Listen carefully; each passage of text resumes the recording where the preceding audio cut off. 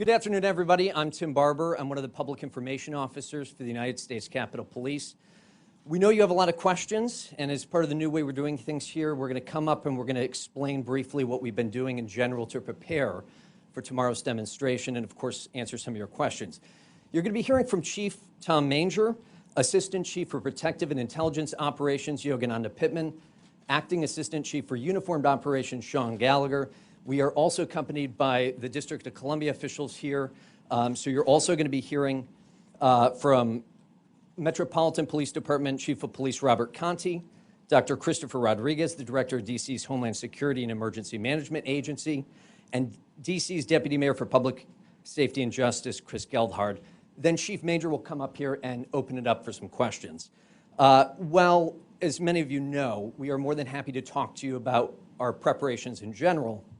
To protect the integrity of tomorrow's mission, we can't get into very specific security details. So with that said, here's Chief Manger. Thank you, Tim, and good afternoon, everybody. Thank you for being here. The U.S. Capitol Police Department has been working around the clock for the last several weeks to ensure that we have a safe event tomorrow. But perhaps more importantly, over the last 8 months, the leadership of the U.S. Capitol Police Department has been preparing, working to ensure that we don't have a repeat of January 6th. They have been working on ensuring that we have the adequate resources for our police officers, training, equipment, staffing, to ensure that, again, we can accomplish our mission. Our mission tomorrow is our mission every day, and that is to protect everyone's rights to free speech and to allow them to lawfully demonstrate. And again, we are planning for a safe event tomorrow. But there have been some threats of violence associated with the events for tomorrow, and we have a strong plan in place to ensure that it remains peaceful and that if violence does occur, that we can stop it as quickly as possible. We're not going to tolerate violence, and we will not tolerate criminal behavior of any kind. The American public and the members of Congress have an expectation that we protect the Capitol. And I'm confident with the plan we have in place that we're going to be able to meet that expectation. I want to turn it over to Chief Yogananda Pittman to talk about the intelligence, and after that, Chief Gallagher will talk about some of our operational planning. Chief Pittman. Thank you, Chief. Right after January 6th, this department made several challenging yet critical changes on the way we go about our business. One of those substantial changes that we've made is the way we gather, analyze, and disseminate intelligence in order to better understand threats and to mitigate those threats. Historically, this department has relied primarily on outside agencies for intelligence information. We are predominantly consumers of intelligence rather than producers. Well, that is no longer. That was prior to January 6th. We have now grown and expanded our intelligence operations, and we have dramatically changed the way that we process and share intelligence with our law enforcement partners at every level. This change involves improved internal communications as well as including intelligence briefings to our rank and file officers.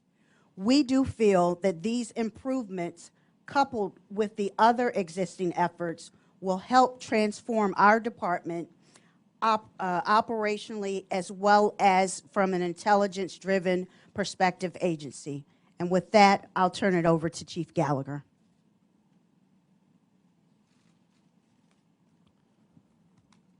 Thanks, Chief. Good afternoon, everyone. As Chief Manger has stated, we have been working for several weeks extensively on the planning leading up to this weekend. The internal planning that we've done has included multiple training exercises for our civil disturbance units, scenario exercises for our command staff, as well as detailed briefings for all of our officers. Our officers are ready. We have already transitioned into an enhanced security posture on Capitol grounds, as you can see by the security fence and various other security measures that are in place. Externally, we have been working with over 25 of our partnering agencies on a seamless, integrated plan for this weekend. The United States Capitol Police will have on-site support from a number of our local, state, and federal partners. We have also conducted a large multi-agency tabletop exercise in order to test and validate our integrated operational plan for this weekend. In addition to the on-site support that we'll have on Capitol grounds, we will also have contingency plans in place for additional law enforcement, as well as support from our partners at the DC National Guard, if needed. We have extremely strong partnerships with all of our local, state, and federal law enforcement partners, and we are appreciative for their assistance and their collaboration going into this weekend.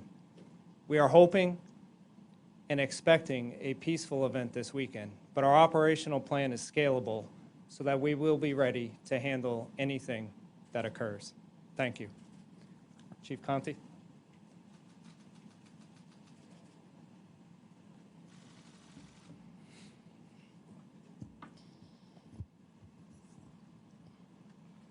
I'm Robert J. Conte III, Chief of Police of the Metropolitan Police Department. As Chief of Police of the Department, I want to assure you that our agency, in coordination with our local and federal partners, have carefully planned for the upcoming First Amendment activities taking place tomorrow on Saturday, September 18th.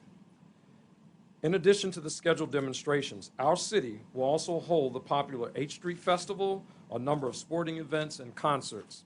Residents and visitors attending any one of these events should expect MPD officers to provide great police service and be present and visible throughout our city.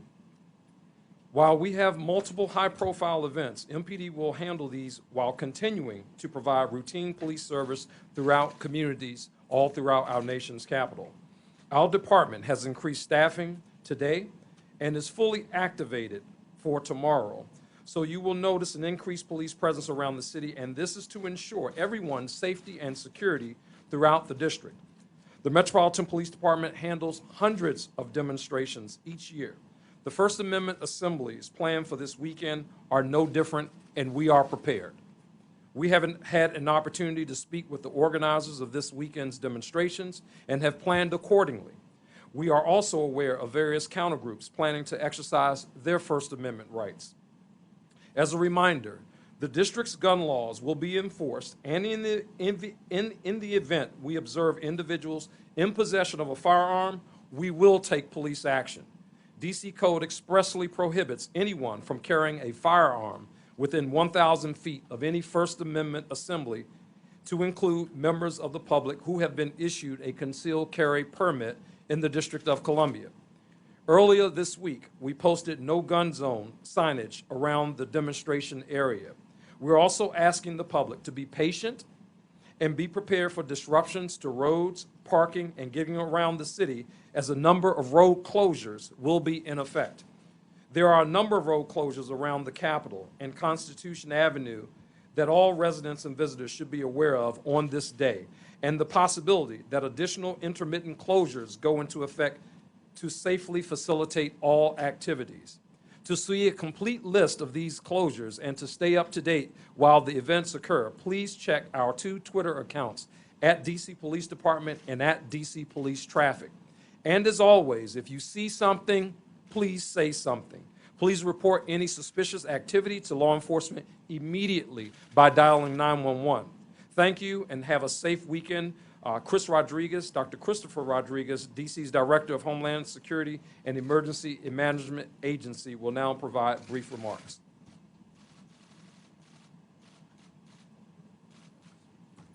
Thank you, Chief Conte, and thank you, Chief Manger, for having public safety representatives from the city here today. Good afternoon. My name is Chris Rodriguez. I'm the Director of DC's Homeland Security and Emergency Management Agency. As the host of our federal government, the District of Columbia plays an important role in the security posture of the United States Capitol, and we stand ready to assist our federal partners. Our mayor, Muriel Bowser, is activating the District of Columbia's Emergency Operations Center, or EOC, tomorrow on Saturday, September 18th.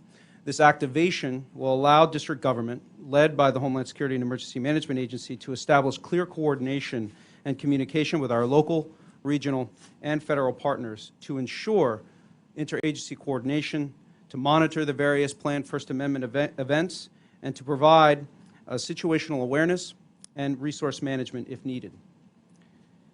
The District of Columbia is 700,000 residents strong, and we do not tolerate hate, violence, or the criminal actions of those who committed the insurrection on January 6th. Our city is open, and no matter what is happening, our public safety team, led by the Metropolitan Police Department and Fire and EMS, work around the clock with our partners in the federal level to protect the residents and visitors of our nation's capital.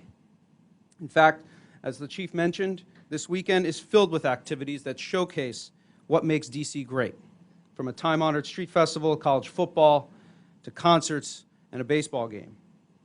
Finally, we ask residents and visitors to sign up for the district's alert notification system, Alert DC.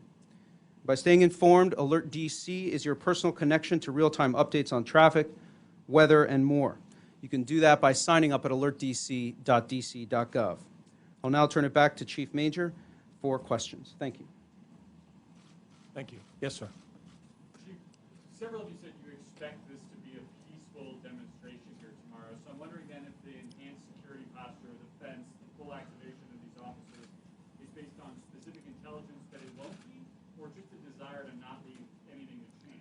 I think the answer to that is all of the above. I mean, first of all, this is, I think, we would be foolish not to take seriously the intelligence that we have at our disposal. How credible it is, how likely it is, people can make those judgments, but the fact of the matter is that we are hearing some chatter that I think it would be responsible for us to plan the way we've been planning and put the precautions in place. And then, but also, this is as good a time as any to practice this model, this regional model where we get help from neighboring agencies, where we work in conjunction with the city to prepare for big events. This won't be the last time that we have this kind of preparation for an event. Yes, ma'am.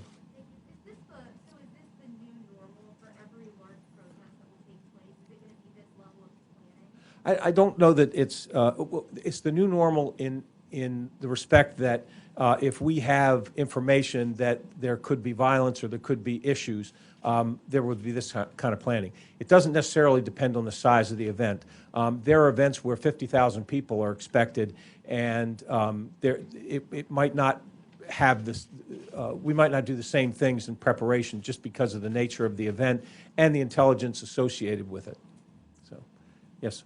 Chief Major, you have said there have been some threats of violence. In your view, are those threats of violence credible? It's tough to say whether they're credible or not. We don't know with any certainty. But what we do know is that the chatter that we heard prior to January 6th obviously turned out to be, many of those threats turned out to be, in fact, credible. And so we're not taking any chances. Yes, ma'am. Less than 24 hours out, what specific types of threats of violence are you seeing? And a second question, are you factoring in the former President Donald Trump's rhetoric into your security planning? So far, the former president has not. I know that he put out a statement of support for the folks that were arrested on January 6th, but I don't know that there was a specific mention of this rally. And your first question was? What specific threats of violence are you seeing less than 24 hours? So what we're concerned about, I think, more than anything, is the possibility of counter demonstrators and making it to this demonstration and there being violence between those two groups. But that's where Chief Conte and the Metropolitan Police Department are going to ensure that does not happen, that they don't end up getting together. That's, I think, the biggest, in my opinion, that's the most likely scenario for violence. But we're also planning, just in case any demonstration, the one at Union Square or any of the counter demonstrators, if they decide they want to breach the fence, if they decide they want to, attack law enforcement, we'll be ready for those kinds of violence. I think they're less likely. I think the biggest concern that many of us have are the counter demonstrators, making sure that things stay safe with them as well. Behind you, yes, sir. How is it breaking down? Is it, you're in the Capitol, I see Park Police here as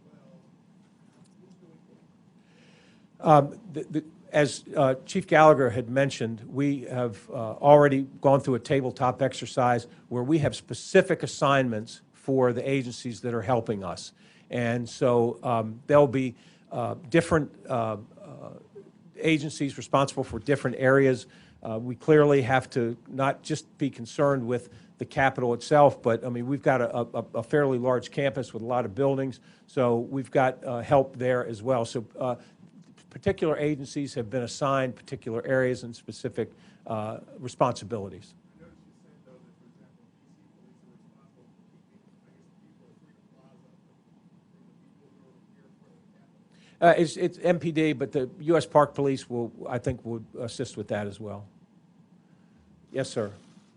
Chief, the organizer of the rally, Matt Brainerd, said this morning on C-SPAN that his organization had security working with the Capitol Police.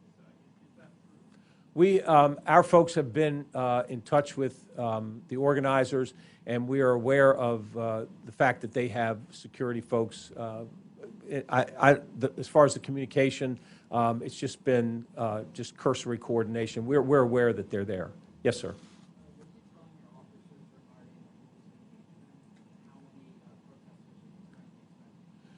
Right now, the permit asks for says 700.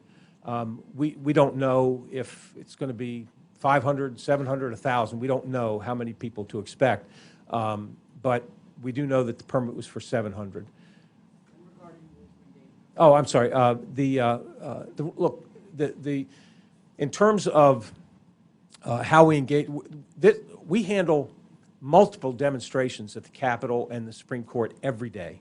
Every day we handle multiple demonstrations. And our rules of engagement are to allow people to peacefully protest. It doesn't matter what their cause is, what their political affiliation is. That doesn't matter. We have rules of engagement that allow people to lawfully protest. If they begin to do something unlawful, they're given warnings. If they don't heed the warnings, then we make arrests. In terms of, there's no difference in terms of our use of force policy or any of those other things. Those things are in place and don't change depending on what kind of demonstration it is. All the demonstrations are handled with the same policy, with the same rules of engagement. Again, as long as things stay peaceful, we make sure that everybody has the opportunity to exercise their constitutional rights. Yes. This is a pretty massive scale roll-up for really a short-term period of time. How practical is it to do this kind of a ramp-up every time you get this sort of intelligence? And have you given any thought to more permanent solutions to this problem? Like, for instance, does there need to be a permanent fence around the Capitol to prevent you from having a ramp-up like this every time? So I don't think there needs to be a permanent fence around the Capitol, but that's not my call to make. And I don't see this as we're not going to plan this kind of operation for every again. We have multiple demonstrations every day, but this is again, as I said before, this is much an opportunity to practice this plan. So in case we need it, we've been through it once or twice. And but I think that we're going to use it when it needs to be used. But 99% of the demonstrations that we handle are handled without this kind of planning. Yes, sir. Two questions. I mean, one, in this intelligence, are you worried about, what we sort of saw on January 6th, where you had groups of people that came in with an intent to do something, or are you worried about lone wolf sort of individual actors looking to capitalize the crowd? And second question, what are you saying to your officers, some of whom are still dealing with the trauma and the stress and the fallout from January 6th, guys, men and women who are on the line sort of abandoned So answer to your first question is both. We are concerned about and aware of and planning for both of those scenarios. For your second question, Chief Gallagher has been going to roll calls for at least the past week, if not longer, and we're trying to get in front of every single police officer in the U.S. Capitol Police Department. And the reason was to brief them on our plan. And the whole purpose behind that was to instill confidence that the department has prepared for this event, and that they will have the resources, the training, the equipment, and we will have the staffing that we need so that everyone, including the police officers working this event, can remain safe. Yes, ma'am.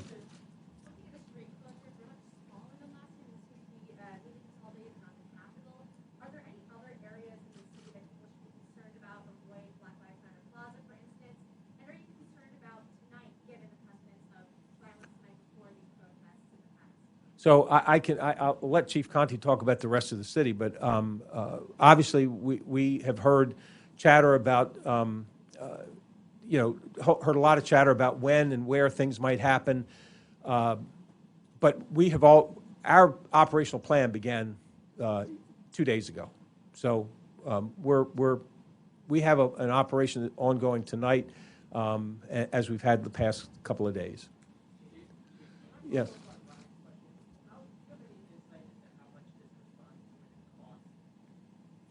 I don't yet because there's a number of resources that are basically on standby that if we don't need them, then we won't have to use them. So at this point, I don't know.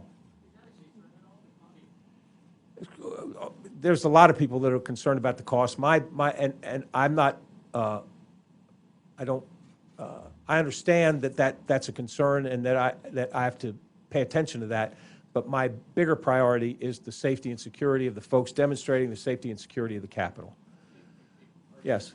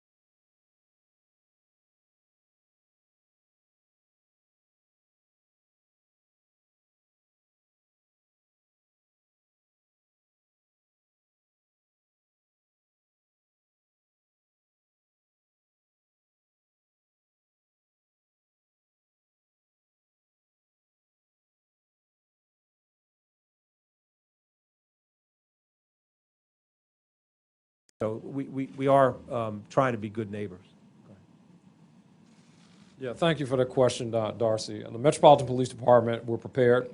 We're fully deployed. All of our members will be out in community working.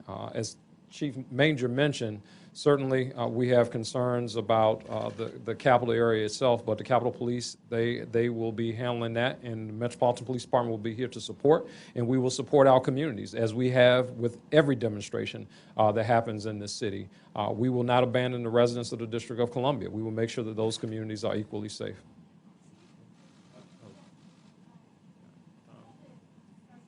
I can't, I'm sorry.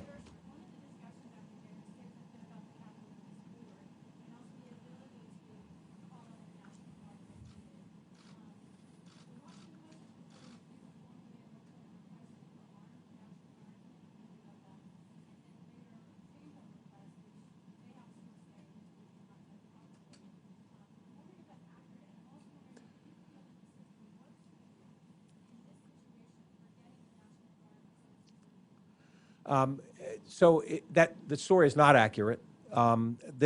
Anytime, first of all, the Capitol Police Board has been nothing but helpful. They have been nothing but supportive, and they have. The only questions they have for me is, what do you need? What can we get? What can we do for it to help you? And so when we talked about the issue about calling putting the National Guard on standby or calling for the National Guard assistance, we had a discussion, and everybody had different perspectives and different thoughts about it, and we had a discussion. This is what happens when you have people that are responsible for this kind of decision. We had a discussion, and in the end, we were all in agreement for what we asked for. Which is what? Can you clarify the situation on the National Guard? If our request for assistance will be if the event goes longer than we think, if longer than we think it'll go, they would be available to help us to secure the area around the Capitol. But if the event comes and goes, there will be no call to them for assistance. Worst case scenario option kind of thing? Well, as I said, if it goes longer for whatever reason, we could call them to help us secure the perimeter of the Capitol. Yes, sir. Will they be armed? Will they be armed? No, we're not asking for them to be armed. I'm sorry, I can't hear you.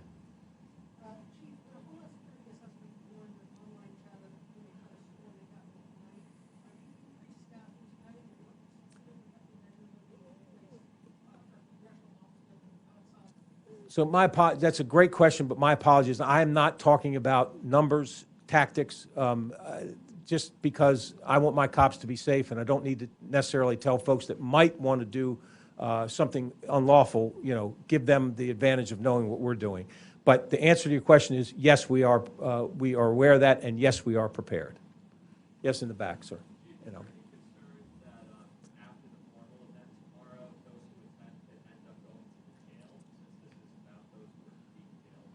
I think we're all aware that after the event they could go anywhere they want to in the city, and again we're aware of that. So I'll just keep it at that. Yes, sir. And then.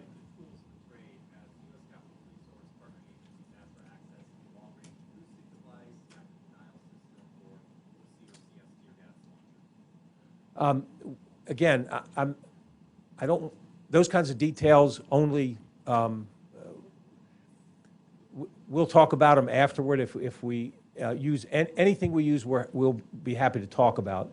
But at this point, I'm not talking about those kinds of things. Yes, ma'am. I'm sorry.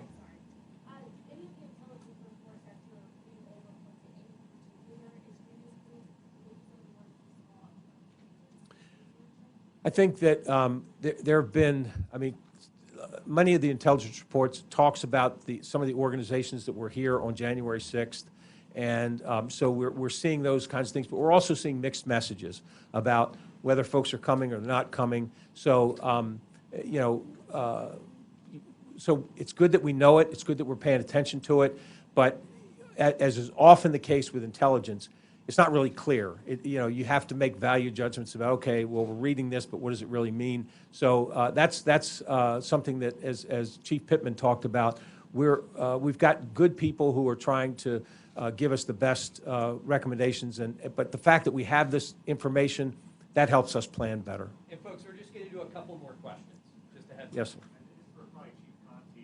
You're getting some calls about the 8th Street Festival, people who live in that area worried about clashes and that sort of thing. So can you talk about, are you worried about that, and what are you taking to make sure the crowd goes that way? Well, the 8th Street Festival is a festival that's been happening in the District of Columbia for several years now. We expect it to go on, and then people who attend are going to enjoy themselves. Again, we're prepared. We have contingency plans for any possible disruptions, and that's pretty much where we are. Yes, sir. For Chief Conte, you really tried to park from Plaza and the Capitol before they included the Well, as Chief Manger kind of mentioned, I mean, we won't disclose our tactics necessarily. We are aware, obviously, if groups are able to interact, we certainly want them to have sight and sound of each other if need be. But, you know, we won't disclose the particular tactics that we're going to use to try to mitigate any potential issues there. All right, folks, we're going to do one more question. All right, I'm not going to pick one. I'm going to let both these folks in the back. So either one of you, each can ask a question. I'm sorry, keep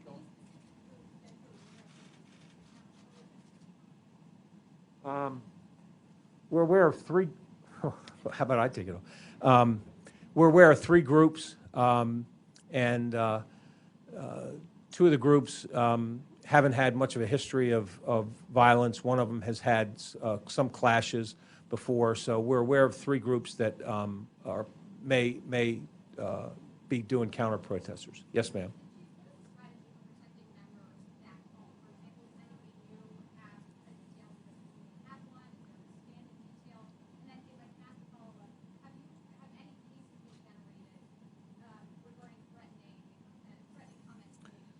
So there are threats against members of Congress, another thing we deal with every day.